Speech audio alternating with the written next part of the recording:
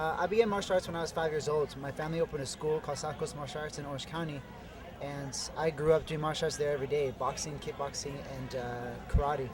So for me, it was kind of a hard upbringing because sometimes when your parents have you try to do something, it's a little bit challenging, especially when your dad is a teacher. Yeah. And then if you mess up in class, then you go home and it's not really, you know what I mean? Yeah, absolutely. So I was inspired by a lot of people, lawyers, teachers, and everything to keep doing what I'm doing. And I was lucky enough to get sent to China when I was 17 years old to further my studies, and that really changed my life. And now that's what I do. I'm a teacher and a martial artist. Great. And what about some of your other passions, some of your other interests?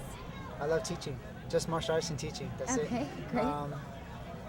For me, martial arts is more than a hobby. It's more like a lifestyle. And for traditional martial artists, it becomes a type of religion or lifestyle practice, more than a health benefit. It's a mental and physical well-being, where you're training your philosophy, you're training your mind to do these things like, oh, it's not just about I'm going to do 100 push-ups right now, I'm going to jump and kick or punch somebody right now.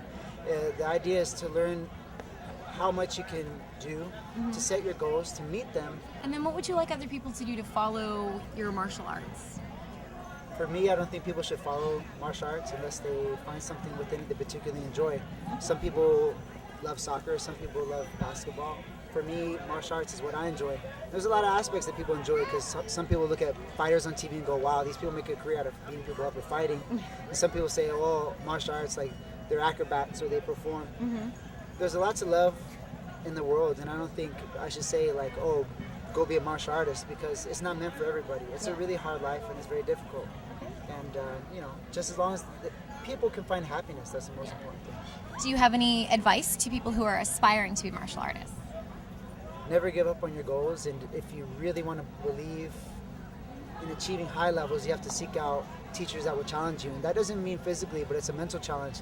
A mental challenge where you feel like you hit a certain level or a certain goal, and you have to exceed that with their help. You have to really believe that you can take it a step further. For instance, I have a student who wants to learn something called Arzachan. Arzachan is an ancient skill where you basically do a two-finger handstand.